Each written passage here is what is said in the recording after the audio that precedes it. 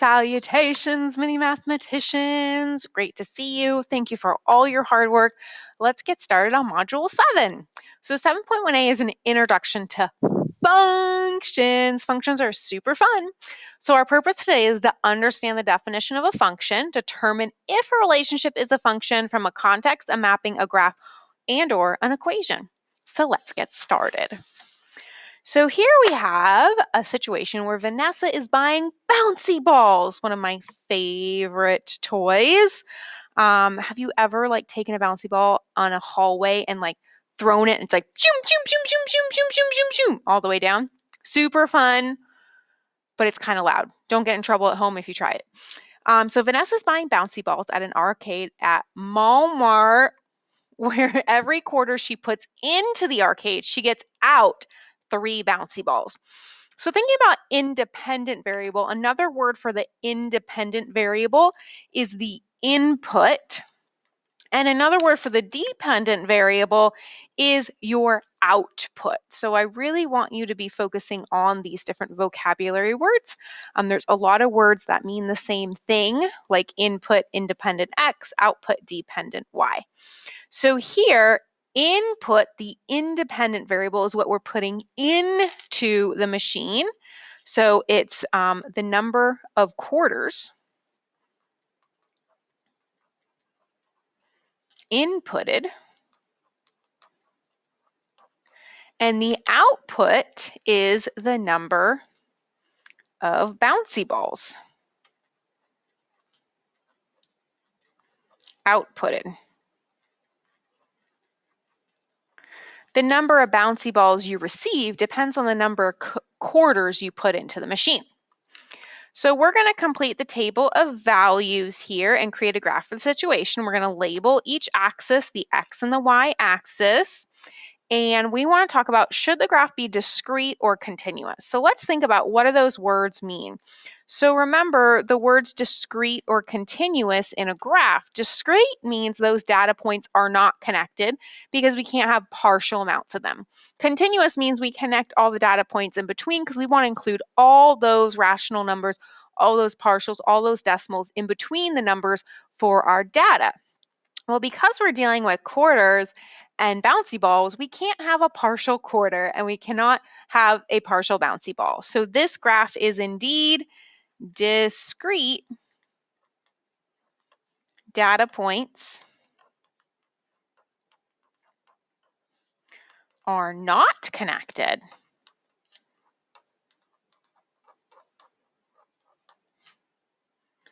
Realistically, logically, right? Realistically cannot have a partial quarter or bouncy ball.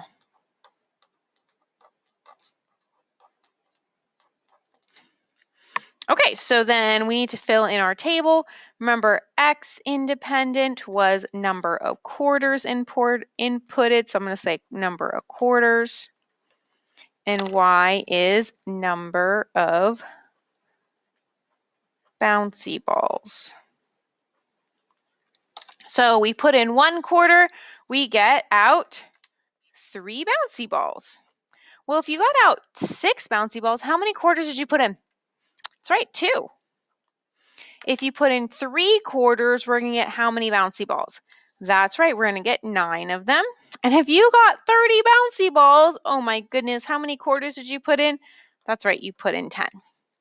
So we're going to graph this relationship. We're going to label our x-axis with the number of quarters. And we're going to label our y-axis with the number of bouncy balls. I'm just going to turn my paper sideways really quick. My sideways writing today could be better, you know? Let's make the best better. Okay, so here we have,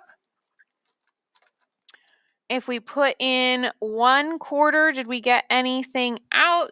No, okay, yeah, put in 1 quarter, we got 3 bouncy balls. If we put in 2 quarters, we got 6. If we put in 3, we got 9, and we can't put any more on this graph. And of course, we would think if we put in 0, we'd get 0. So, quick question. This is discrete, so do not connect your data points. Why is the situation graphed only in the first quadrant? I guess you guys, maybe since they didn't include 0, 0 in the data, we shouldn't just assume. I'm going to white that out. So we just have the data that happened.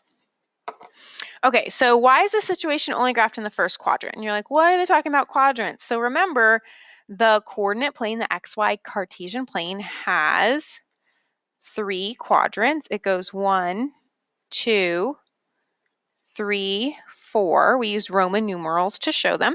I remember it because it makes a C, like the highest math you'd maybe think about taking in high school, calculus. Also C for Cartesian plane. So why is it only graphed in this first quadrant? Why are we only in the first quadrant here?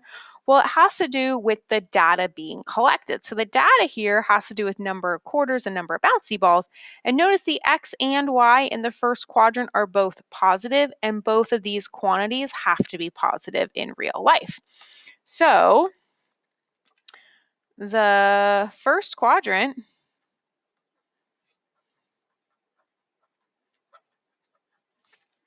has positive X and Y values. Both quantities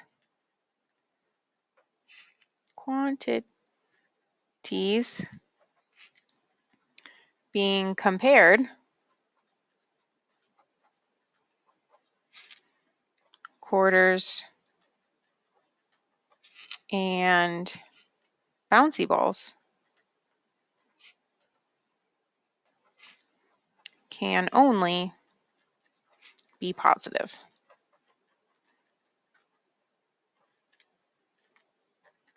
Forgot my eye there, positive. So we need an equation that represents this situation. So remember, we're going to have y equals, so the number of bouncy balls is dependent on the number of quarters we put in. So 1 quarter, 3 bouncy balls, 2 quarters, 6. Our constant rate of change here is 3. So our equation y equals 3 times x. And of course, we're using the variables as defined above. We receive 3 bouncy balls per 1 quarter inserted. So what does this have to do with functions? Well, actually, this is a function. So the situation is an example of a function. So in this situation, we would say that the number of bouncy balls purchased is a function of the number of quarters spent. Or y is a function of x. And this is a really important statement that we're going to need for the rest of this module, that y is a function of x.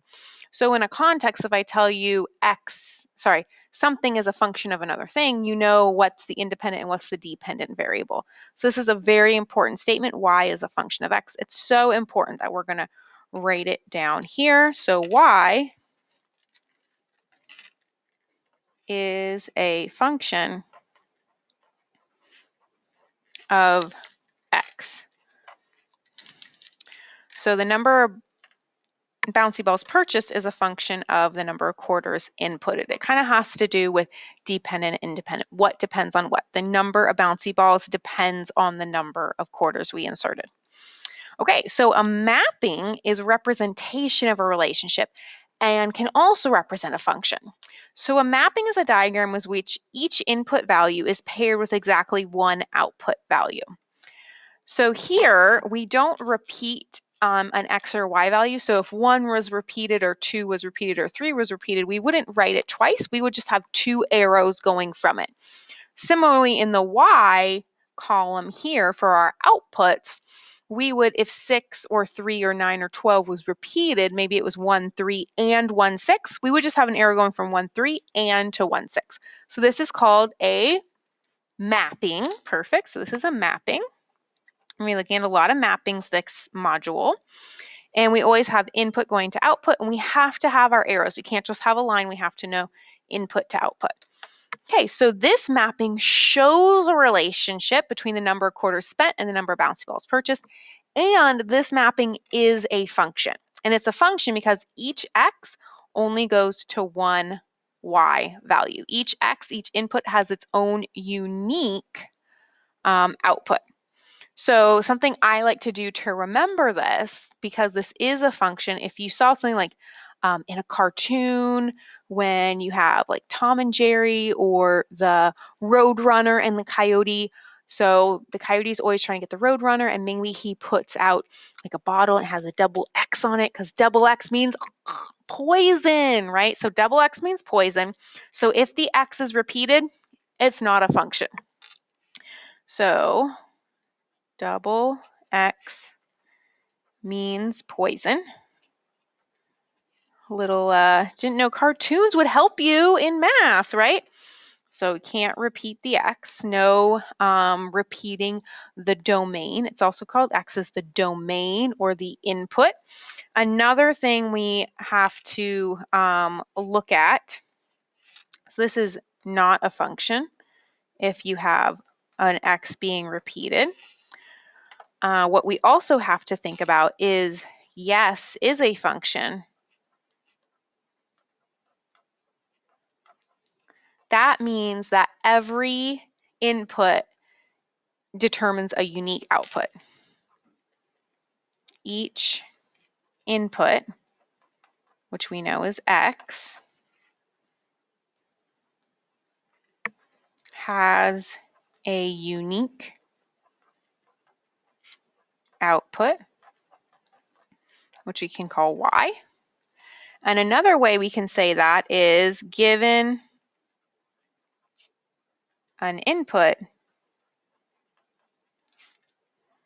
can determine one output. Meaning it's not a question. When I put in 1 quarter, I got 3 bouncy balls. When I put in 2 quarters, I got 6 bouncy balls. It's not I put in 2 quarters and sometimes I got 6, but sometimes I got 5. That would be an example of the machine not functioning. You get it? Okay, let's keep going. So Kyle is across town at Rite Aid,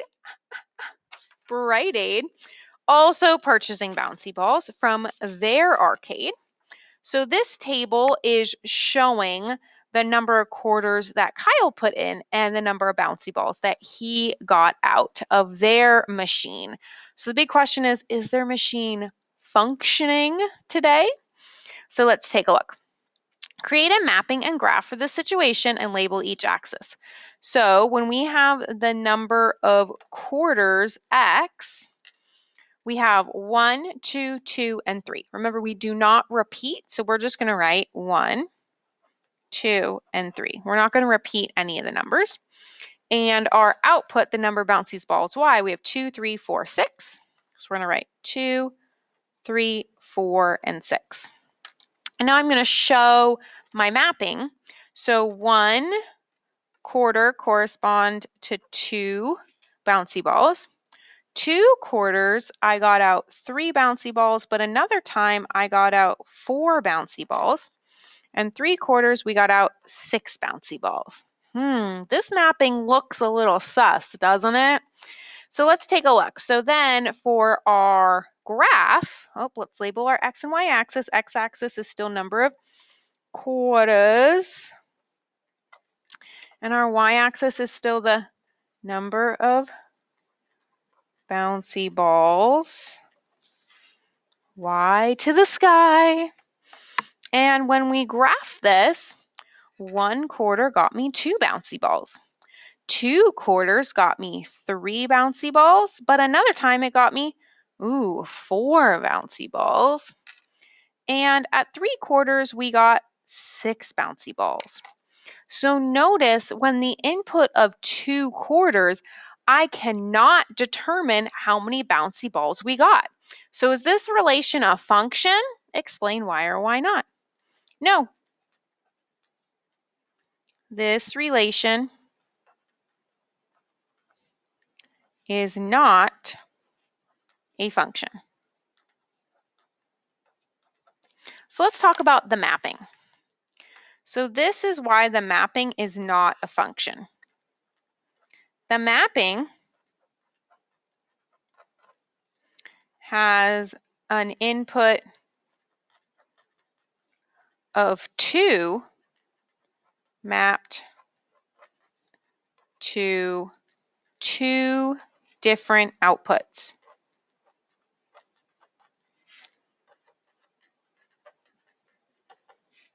And what are they? 3 and 4. Notice, meaning for the input 2, we cannot determine a unique output. So for the input of 2, there is not a unique output.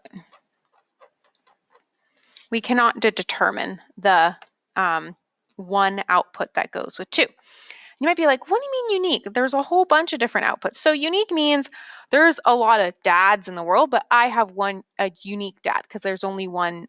I only have one dad. So you can think about it that way. So this 2, I know the word unique is kind of like, that means only one and only. Well, it is. It should have one and only output for that one input. Okay, and then if we look at the graph, so if we look at this graph, this is what makes this not a function. So not a function. And again, it's the same reason. The input of 2 corresponds to 2 outputs. The input 2 corresponds to 2 different outputs. Creating, and what does that create visually on the graph? It creates that's right, vertical segment. So if there's a vertical segment on your graph, that means your x corresponds to 2 different y values and you do not have a function. If we are looking at the table, we see that x repeats. So in the table, x, and we see that it's 2 different outputs, because I might try and trick you and have a 2 and a 2 here, but maybe these are both 3. Oh, don't fall for the tricks. X relates, I guess, x value, right? Value of 2 relates to 2 different outputs. So again, there is the double X means poison, right? It's not a function. Perfect. Okay, so we're going to look at another arcade that has some bouncy balls for us. So Allison is at Walgreens buying bouncy balls at their arcade, and this graph relates the number of quarters she puts in and how many bouncy balls she gets up. So how does this arcade work? How does this arcade work? This is you input 1 quarter, right, the number of quarters, and receive or output, I don't know, a random number of quarters between 1 and 8, a random number of bouncy balls. Ooh, it's a mystery. It's a gamble. Okay, so let's take a look at the mapping for this situation. Remember, x is still a number of quarters, so the only number of quarters we put in here is 1. I'm just going to make it kind of big because it's going to have a lot of lines coming from it. And the bouncy balls, we have to have 1 through 8 here. So 1, 2, 3, 4, 5, 6, 7, 8. Now, if you show our mapping, remember we need directional arrows. So you put in 1 quarter and you get out maybe 1 bouncy ball. Put in 1/4, maybe you get out 2 bouncy balls. You put in 1/4, maybe you get out 3 bouncy balls. You put in 1/4, maybe you get out 4 bouncy balls. You put in 1/4, maybe you get out 5 bouncy balls. You put in 1/4, maybe you got out 6 bouncy balls. You put in 1/4, maybe you got out 7 bouncy balls. You put in 1/4, maybe you got out 8 bouncy balls. So what do you think? Do you think this is a function? No, this is definitely not a function. How come? Well, we can talk about the mapping. The input of 1 corresponds to many different outputs, not just one unique output. The graph has a vertical line segment. This machine is not functioning. So no, this relation is not a function given an input can not determine a unique output.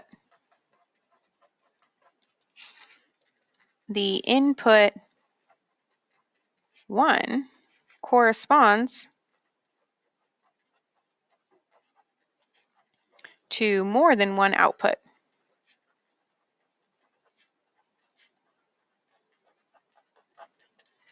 If I was going to list these like in a table or a list, I would have 1, 1, 1, 2, 1, 3, 1, 4, 1, 5, 1, 6, 1, 7, and 1, 8, showing that x repeats. This x is always 1, but the y value is changing. And double x or more than double x means poison. Great job. Okay, so now you know a little bit more about functions. We're going to talk about which situations were and weren't functions again. So remember that a function is a relation in which each input value x corresponds with exactly one unique output value y. And that's a really important definition that we're going to probably be repeating a lot this module as reasonings why a relation is or is not a function. So referring back to the bouncy ball arcades at the 3 different stores, the arcade at Walmart, so that was Vanessa. Remember, the arcade at Walmart does represent a function because each quarter inserted into the arcade generates a unique amount of bouncy balls. Very, very nice. If you know how many quarters are inserted into the machine at Walmart, you can determine how many bouncy balls will come out. However, both arcades at Bright Aid and at Walgreens are not functions. So here is Bright Aid, remember, and here was Walgreens. They are not functions because there is not a unique number of bouncy balls generated based on the number of quarters you put in. You are unable to determine the exact number of bouncy balls that will come out based on how many quarters are put into the machine. Those machines are not functioning. So you're going to finish 4 and 5. So go ahead, work on 4 and 5. Pause the video, work on 4 and 5, and we're going to go over those answers in just a moment. Okay, let's see how we did. So number 4 gave you that the cost to enter into an amusement park was $45, but once inside the rides, you can get unlimited rides for free.